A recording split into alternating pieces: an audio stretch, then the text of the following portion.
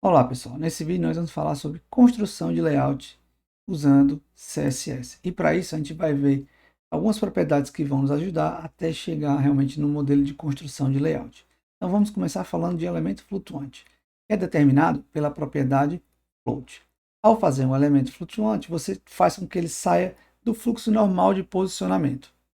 E, por exemplo, eu posso fazer isso para fazer com que o texto adjacente envolva esse elemento. Por exemplo, uma figura que o texto vai passar de forma adjacente entre elas. Você só consegue fazer isso usando o float. E olha que isso é algo bem simples, que é bem comum da gente precisar. Vamos ver como a gente utiliza o float na prática ao longo de alguns exemplos. Então, vamos aqui para o nosso exemplo. Vale lembrar que eu vou usar o mesmo exemplo, apenas variando algumas propriedades, que a gente veja o impacto de usar o float ou não.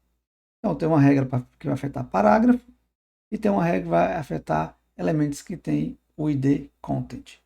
Vale ressaltar aqui que eu estou usando float none, que é a mesma coisa de não definir a propriedade float, ou seja, aqui ele vai estar no fluxo normal. Vamos lá para o nosso HTML. Então, eu tenho um primeiro parágrafo que tem o ID content, logo ele vai ser afetado pelas duas regras. Então, aqui tem um conflito de borda, que vai ficar da segunda regra, vermelha, e de background color, vai também ficar uma segunda regra, porque o seletor de ID tem mais especificidade que o seletor de tag. A margem é 0 por conta da regra 1, cor branca e o texto alinhado à direita. Então vamos ver como é que ele fica. Aqui ele ocupou todo o espaço que ele tinha disponível, texto alinhado à direita, e essa é a cara dele. Agora tem um segundo parágrafo, ele só é afetado pela primeira regra, ou seja, ele vai ter a borda preta, o background cinza e margem branca. Só que é um parágrafo que tem mais texto, ele vai ter uma altura maior. Então ele teria mais ou menos essa cara aqui. Perfeito. Então aqui veja que o parágrafo cinza ele ficou abaixo por conta de ser um elemento de bloco. Então quando o primeiro parágrafo terminou, é como se tivesse uma quebra de linha. Então esse é o posicionamento seguindo o fluxo normal. Agora temos o mesmo exemplo, mas o que é que eu alterei? Eu fiz o meu parágrafo com o ID content, a regra que afeta quem tem o ID content, diminuir a largura para 50%, ou seja, dos 100% que ele tem disponível, ele vai ocupar metade. O texto continua alinhado à direita, vamos ver como é que ele vai ficar aqui.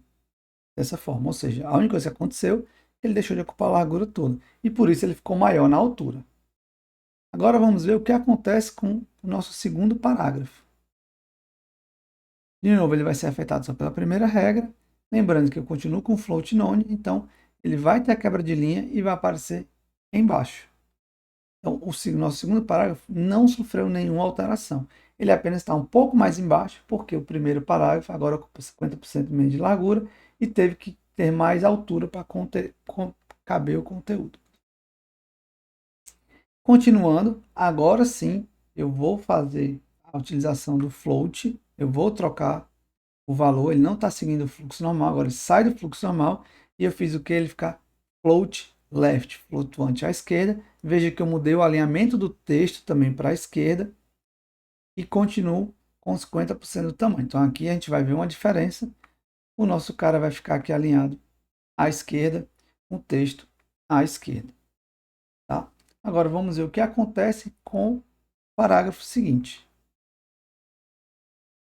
Então, ele vai ser aplicado, vai ser afetado pela mesma regra, só que olha o que acontece. Por conta do float, ele ficou um elemento flutuante à esquerda e o parágrafo, em vez de começar embaixo, não, como ele sai do fluxo, ele fica como se fosse por trás. Só que o conteúdo do parágrafo de baixo, ele não aparece por trás, ele fica como se estivesse dentro, e aí ele não ocupa o espaço do elemento flutuante e começa logo após terminar. Por isso eu consigo fazer o texto ficar adjacente e descendo. Então, mas isso porque eu defini o float no parágrafo que tem um ID igual a content e fiz com isso que ele sai do fluxo normal. Continuando no nosso exemplo, eu vou colocar aqui o float left, só que agora eu mudei o alinhamento do texto para center, certo? E aí vamos ver o que acontece. Veja que ele continua a mesma posição, apenas o texto mudou. E o parágrafo lá vai continuar do mesmo jeito. Então, muita gente se engana achando que você, ao dar um text align, você vai centralizar, mas aí é que vale ressaltar. O text align é para o conteúdo, né? Tanto que eu mudei o texto. Se eu quisesse mudar o posicionamento do elemento, no float aqui nem dá certo, porque o float só tem left ou right, mas às vezes você quer centralizar, você tem que mexer na margem. Text align é sempre por conteúdo. Se você quiser mover o elemento, você vai brincar com a margem, como eu já mostrei no exemplo anterior. Então, é assim que a gente utiliza o float, e tem uma propriedade que sempre anda junto com o float, que é a propriedade clear. Ela faz justamente com que você opte por permitir a sobreposição que ocorreu ali, né? O parágrafo de baixo estava sendo sobreposto pelo o elemento flutuante, mas você pode desligar ou ligar isso daí através da propriedade clear, que assume 4 possíveis valores. None é o default, left, right ou both. O left e right são justamente os possíveis valores do float. Float left, float right ou none. E aqui tem o both, que vai considerar todos. Vamos ver um exemplo e ver como isso afeta os nossos elementos flutuantes. Na verdade, a disposição dos elementos.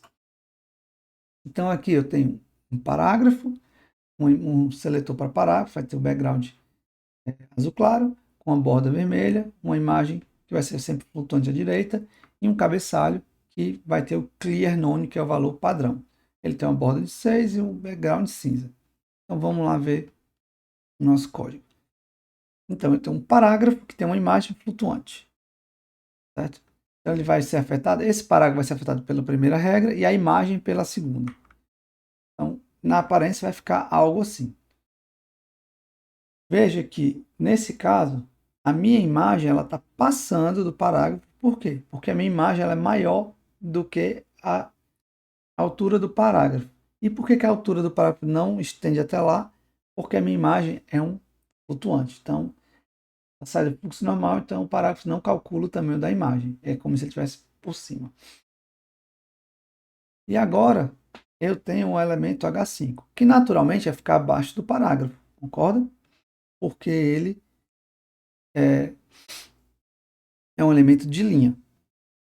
Então ele vai ser afetado pela linha de baixo, porém, olha o que acontece, ele vai ser sobreposto pela imagem, porque a minha imagem está fora do fluxo normal, então o parágrafo calculou a posição dele em relação ao parágrafo anterior, logo embaixo, sendo coberto pela imagem. Isso porque ela está com clear none.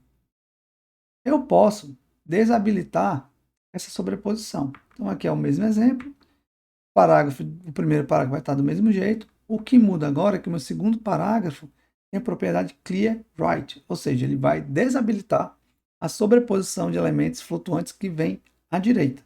Então, como resultado, o parágrafo vai aparecer abaixo da imagem. É como se ele calculasse onde a imagem está terminando, dá a quebra de linha e vai para baixo. Então aqui eu realmente desabilitei. Você pode desabilitar à esquerda ou pode desabilitar both, direita e esquerda.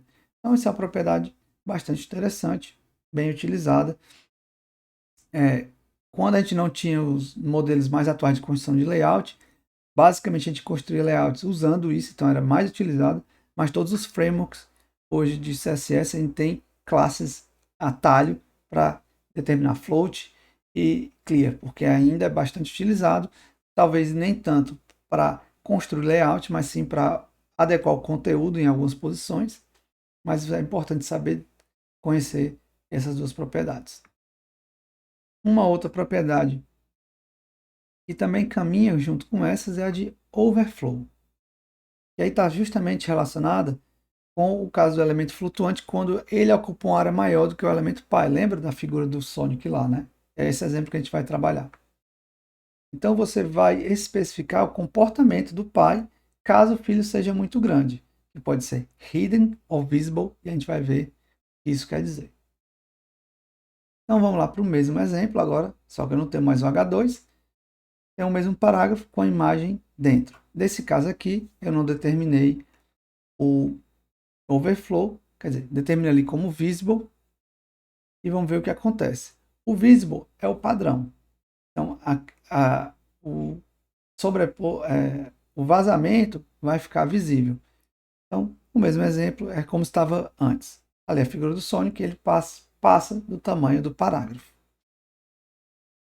Nesse exemplo aqui, eu também mantive o overflow e apenas aumentei a altura, para mostrar que, aumentando a altura, talvez você faça com que o elemento esteja dentro, vai depender da altura.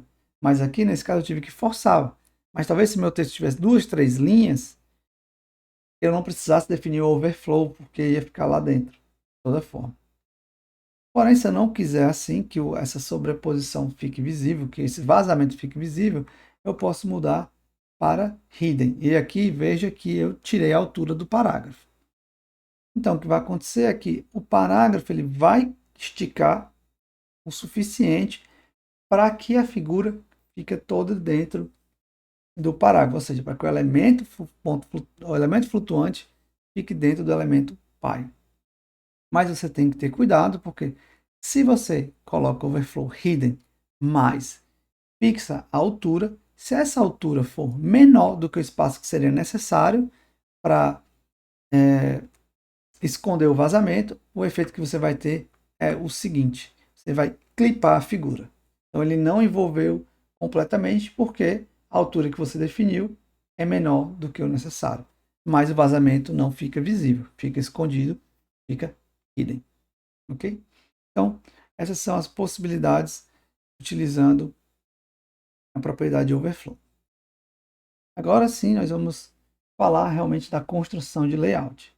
Então, a ideia de construir um layout é pensar em divisões na sua página. No HTML, a gente usava isso fazendo divs. Tinha divs para cada seção. Porém, o HTML5 traz nomes mais significativos que o HTML4. Então, aqui tem um link para você dar uma olhada, mas a gente vai trabalhar com alguns deles já a seguir. Então, no HTML4, a gente poderia algo desse tipo. Body, cabeçalho, que aí você coloca div com ID header, a parte de navegação div ID nav, uma seção grande com section e ali o footer. Então aqui a gente podia pensar como um layout de duas colunas. Uma é cabeçalho em cima, menu de navegação à esquerda ou à direita, a seção seria a área principal e o footer embaixo, o rodapé. Em HTML5 você consegue fazer isso de uma maneira bem mais semântica. Eu tenho a própria tag header, porque era bastante comum. Tem uma tag nav, que é justamente para indicar a parte de navegação. Eu tenho uma tag section, que você pode criar várias sections. E aí sim, valeria a pena você ter um section com um ID, outra section com outro ID. E o rodapé, que é o footer ali. Então, a gente vai focar no HTML5. E aí existem alguns passos. Talvez o primeiro passo mais importante é escolher os containers, quais é a divisão. E esse é o exemplo que a gente tinha ali, né? Cabeçalho, rodapé, uma seção e outra de navegação. Uma vez que você imaginou e montou os seus containers, você vai nomeá-los. E no caso aqui, eu coloquei header, eu nem preciso colocar o ID, porque aqui eu tenho a tag. Main, pode ser a section com ID igual a main, o side e o footer. Ok, tenho meus elementos, tenho os nomes, agora eu vou escrever o HTML. E no nosso caso, poderia ser isso. Um container maior, vocês vão entender por que desse container, por isso estou usando uma div, um cabeçalho, main, side, footer, tudo bonitinho aí usando HTML5. E por fim, eu tenho que preencher com conteúdo mínimo. Eu digo preencher com conteúdo mínimo porque vai ajudar na hora de posicionar. Se você deixar sem conteúdo, talvez você não consiga ter a ideia da divisão. Então você bota um conteúdo qualquer só para desenvolvimento e depois sim você vai escrever o CSS para posicionar cada um desses containers no canto correto. Dentro desse aspecto de construção de layout, a gente tem que pensar na construção de layouts responsivos hoje em dia. Por quê? Hoje em dia a gente tem uma diversidade de aparelhos com diferentes tamanhos de tela e o layout responsivo é justamente a ideia de que um website ele deve manter a sua aparência independente do dispositivo que ele está sendo carregado, independente da resolução principalmente. Então, se eu tenho um celular com uma tela de sei lá, 5 polegadas, estou chutando aqui, ele tem que ter a mesma aparência, ou ter a mesma funcionalidade, não sabe exatamente a mesma aparência, do que num tablet, do que num monitor. Não é a mesma aparência, porque, obviamente, dependendo do celular, talvez não faz sentido usar a mesma disposição de elementos. Mas seu site tem que funcionar tão bem quanto num navegador. Num navegador não, num computador, num desktop, num laptop, num tablet. E aí você pode se perguntar, mas como que eu faço isso? E a resposta é com Media Queries, que a gente vai ver, layout fluido, que é um conceito bastante interessante, e imagens flexíveis. Então, eu vou falar um pouco de Media Query, um pouco de layout fluido, a imagem flexível fica como dever de casa. Então, a ideia da Media Query é exatamente essa daqui. Eu tenho um conteúdo HTML, eu uso uma Media Query para descobrir qual o tipo de dispositivo, quer dizer, não é para descobrir, para que o meu conteúdo, de acordo com o dispositivo, seja posicionado de uma maneira diferente. Então, eu vou ter uma Media Query que, se eu estou tentando acessar com o celular, ele vai utilizar as folhas de estilos específicas para aquele tipo de dispositivo. Se eu tenho um tablet, eu vou ter uma folha de estilo para aquele tipo de dispositivo. Se eu tenho um desktop, eu tenho uma folha de estilo para aquilo ali. E a Media Query é ela que vai olhar para as características dos dispositivos e selecionar qual o layout mais adequado. Então, aqui seria um exemplo. Por exemplo, no smartphone, talvez não faça sentido ter containers lado a lado, porque a tela é menor, tem menos espaço, então vai ser uma coluna única. Num tablet, ele pode deixar o conteúdo principal, como ele está mostrando aqui, numa coluna única, mas outras áreas lado a lado. Já num site, tem uma largura muito maior, ele já muda aqui a ordem da disposição. Então, a ideia é que eu construa esses arquivos separadamente e a seleção do arquivo vai variar de acordo com o dispositivo, mas é toda feita atrás de Media Query. Então, você pode, inclusive, ter aqui estilos que são comuns, estilos que são compartilhadas nos 3 dispositivos, mas a folha de estilo principal que vai determinar o layout, ela vai ser específica, assim garantindo o melhor funcionamento em cada um dos dispositivos.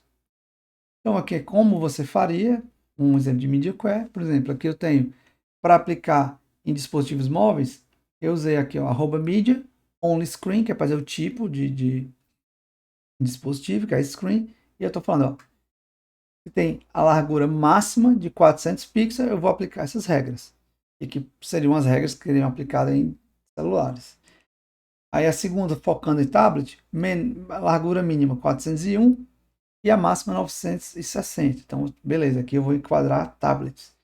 E maior que 961 são os monitores comuns. Obviamente, esses valores você pode determinar de acordo com o seu público-alvo, etc. Aqui é só o exemplo de como você escreve uma Media Query. Então, você faz o @media, o tipo da mídia, screen, no nosso caso, e as dimensões. Então, esse primeiro bloco seria aplicado onde tem um background vermelho só em tablet ou só em smartphone. O background amarelo iria ser no tablet e o azul no desktop. Então, esses são exemplos de Media Query. É bom saber disso.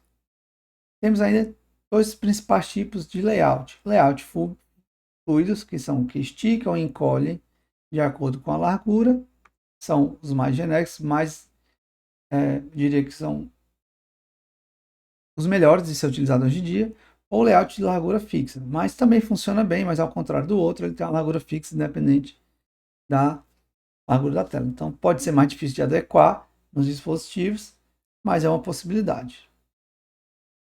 E uma estratégia para construir layout hoje, que é bastante utilizada, é de mobile first, que é uma abordagem simples e evolutiva. Como o nome diz, você foca primeiro no dispositivo móvel para evitar desfazer o trabalho já realizado. Então você começa no mobile, depois adiciona suporte, sei lá, se for tablet, se for o caso, depois desktop, reaproveitando ao máximo os estilos já construídos. E com isso, para você não desfazer, você utiliza justamente as Media Query baseado em largura mínima ou largura máxima para direcionar os layouts, né? No caso aqui, para desktop e mobile first. Então, tendo isso em vista, nós temos hoje, basicamente, principalmente CSS, dois modelos de layout CSS. O Flexbox ou Flexible Box, que é um layout unidimensional, então ele só tem uma dimensão. E ele é legal porque ele se ajusta de acordo com o conteúdo. Ele vai preenchendo de acordo com o conteúdo automaticamente. Um outro modelo é o Grid, e esse sim é um layout de 2 dimensões, só que ele constrói um layout mais rígido, que ele não muda baseado no conteúdo. Vamos ver um pouco mais desses caras, mas a gente vai trabalhar realmente com eles na prática no próximo vídeo. Então, o Flexbox, para que você utilize, basicamente você se preocupa com 2 propriedades.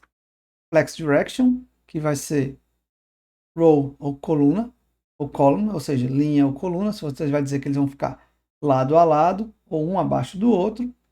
E o Flex Wrap, que você diz o que acontece quando ele chega no limite da linha ou da coluna. E aí você tem a opção No Wrap, então ele não vai para a linha de baixo, aqui considera que ele está row, ele vai simplesmente ser cortado, imagine que isso é a tela. Tem a opção Wrap, ele vai para baixo, então aqui era 1, 2, o terceiro já não cabia, ele foi para baixo, 4, 5, 6. E Wrap Reverse, que muda a ordem. Então são essas opções. Você ainda pode definir o espaçamento entre os itens do Flexbox com um gap, que você diz qual é o espaçamento. E o Flex Grow é a propriedade que diz como é que ele vai crescer caso sobre espaço. Por exemplo, se seu item for muito pequeno e sobrou um espaço lá no canto, se você quer ocupar, você pode determinar isso como ocupa.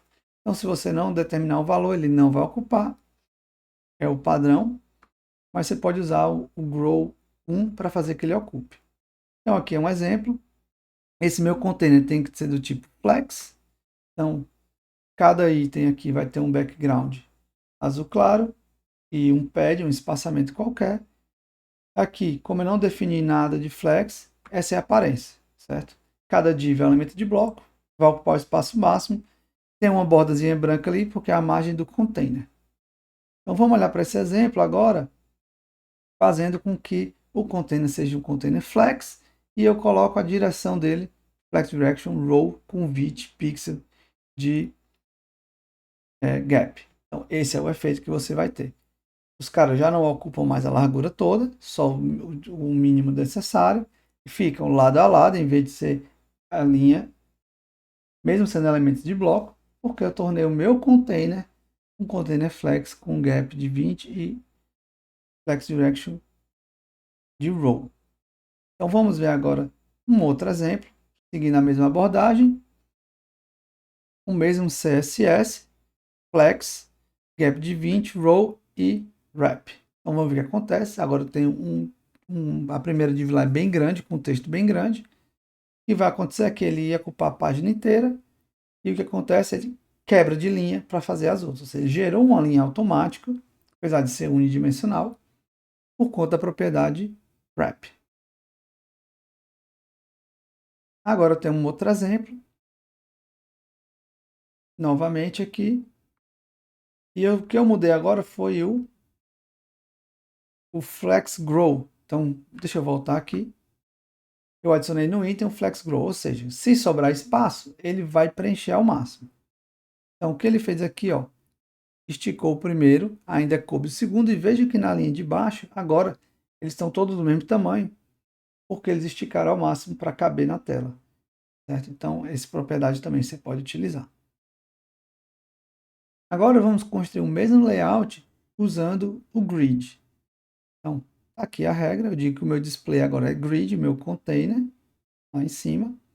E eu uso uma template de coluna. Então, você já disse quantas colunas vão ter aqui.